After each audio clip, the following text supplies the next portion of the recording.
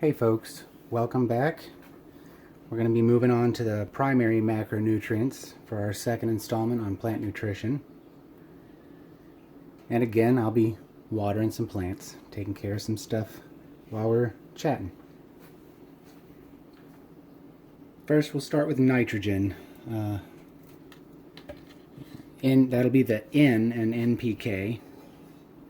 Nitrogen's important for growth in all areas of the plant, especially vegetative growth, or growth of the leafy parts.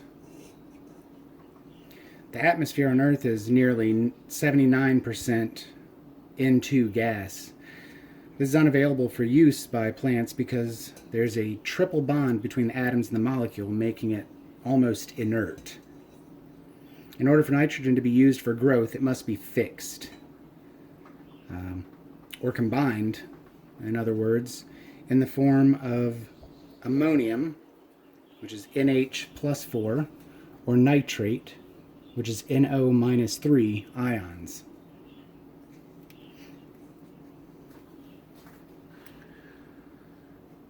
Nitrogen makes up 40 to 50% of the dry matter of the protoplasm, which is the living content of the cell. It's an essential constituent of chlorophyll, which is necessary for photosynthesis. It's also a constituent of amino acids, which are the building blocks of proteins, as you may remember from high school science classes. Nitrogen is a mobile nutrient. This means it can be moved around in the plant to where it is needed. When the plant is deficient, the older leaves will exhibit chlorosis or necrosis earlier than younger leaves, which means that the lower leaves will yellow and die first. Signs of deficiency are slow and stunted growth, chlorosis, or light green to pale yellow color on older leaves that starts from the tips and eventually followed by the dropping of these leaves, and the accumulation of anthocyanin pigments, which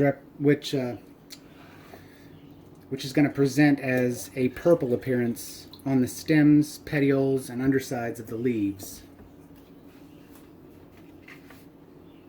Next, we're going to talk about phosphorus.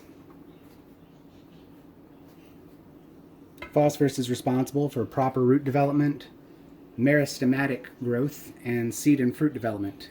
It also stimulates flowering.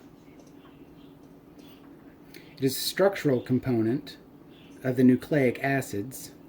These are deoxyribonucleic acid, which is DNA, and ribonucleic acid, which is RNA. It's also a constituent of fatty phospholipids, which make up cell membranes. All energy transfers in the cell are critically dependent on phosphorus. It's also a part of adenosine triphosphate, or ATP, which provides energy to drive many processes in living cells. ATP is referred to as the molecular unit of currency, so it's extremely important. It's a mobile nutrient, so it can be transferred to parts of the plant where it is needed. It is concentrated at the most actively growing points of a plant, so older leaves will show the first signs of deficiency. Symptoms of deficiency are very similar to that of nitrogen deficiency. It can be very difficult to diagnose. Signs usually aren't visible until the deficiency is advanced when it comes to phosphorus. And those signs are overall stunted appearance, dark green to blue-green color on older leaves, restricted root development, spindly growth and the accumulation of anthocyanin in acute deficiencies, and a delayed maturity and lack of or poor seed and fruit development.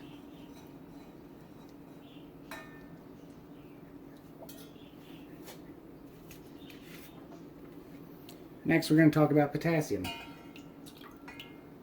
one of Rick's favorite subjects, and for good reason. So potassium is responsible for developing strong stems in plants. It also increases the size of grains and seeds and improves the quality of fruits and vegetables.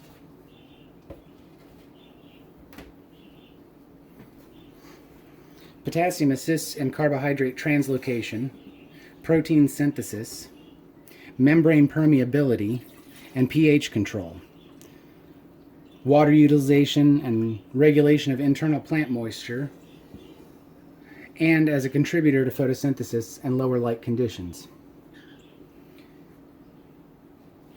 Potassium regulates the opening and closing of the stomata by a potassium ion pump. This makes it essential in increasing drought tolerance. It's important in the development of flowers and helps to enhance the plant's ability to resist diseases, and also aids the plant in its ability to resist cold and other adverse conditions.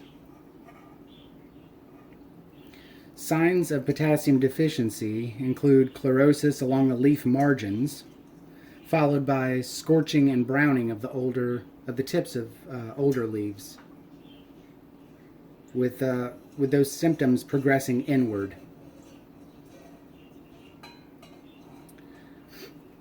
It will also present in slow and stunted growth, weak stems and stalks, which in agricultural terms is called lodging. It's when a plant kind of bends over at the ground.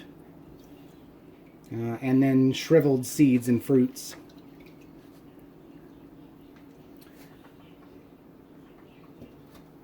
So thank you guys for joining me to talk about more macronutrients.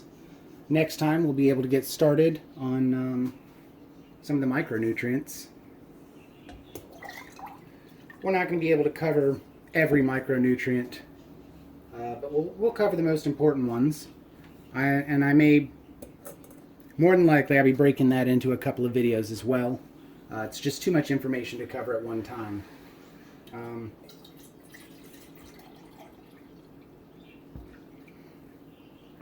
I hope you'll come back.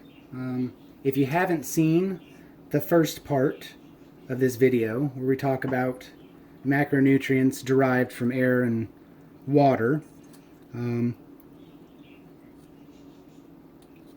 I'll put a link up for you to watch that video. Those nutrients are not as often talked about because for the most part plants find it on their own. We don't usually have to add it, but it's pretty important for the understanding of overall plant nutrition. So I would recommend that you watch it. And you guys let me know if you've got any questions. I'll get more in depth if that's what you guys want. I'll do some more research, find some more information. Thank you guys for watching. Thank you for those of you who have returned. And thank you for new viewers. I hope you'll stick around and watch more videos. As the weather warms up, I'll start bringing out some of my other plants. They don't require as much care this time of year. With it being winter, they're not doing a whole lot. But as we all know, there are plenty of orchids that bloom in winter. So that's what I'm focusing on right now. Leave a comment. Let me know if you've seen any signs of deficiency in your plants. And tell me what's in bloom. What do you have going on right now? Tell me something exciting. Tell me something good. Thank you guys for watching. I'll see you next time.